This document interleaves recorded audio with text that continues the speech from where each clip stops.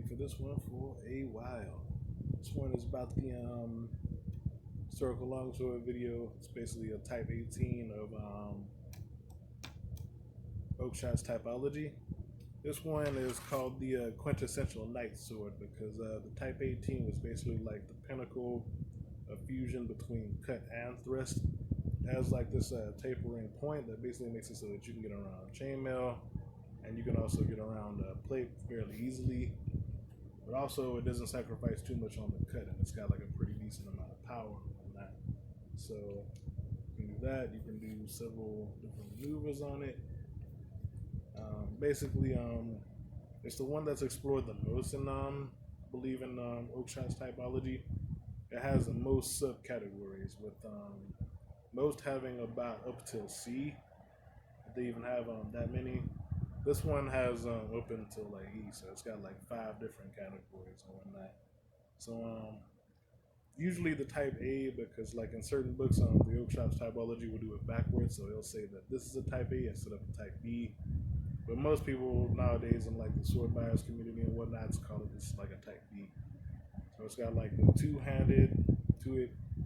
The type A would basically be like purely one-handed. So type B is like, as you can see right here, this one. It's got like this two-handed. It's got like a fuller, about a third of a way up on the blade. So it's pretty good. Even though it's like one of the longer swords, it's not like a terribly cumbersome or really heavy one. It's pretty great for that. And the 18C is like I know this one because they make it for Albion swords. It's like every competition that I see like specifically made for like the competition cutting. The guys that usually make it to the end have like an 18C, and it's called the one of two things, which is the Albion Principe or the Albion Alexandria. It's basically got to be like some of the best cutters that I've seen, not only for like European swords in general, but also like basically around the whole world and everything. Like people would do horrible things in order to get that, so it's like a pretty awesome cutter. Like they've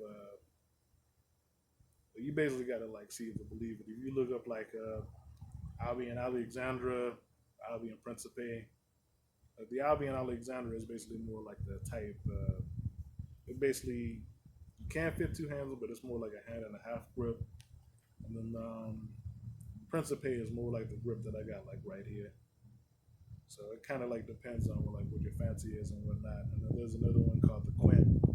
I forgot what company it's for, but it's like also something to check out if you want to basically look into it. So yeah, quintessential knight sword here.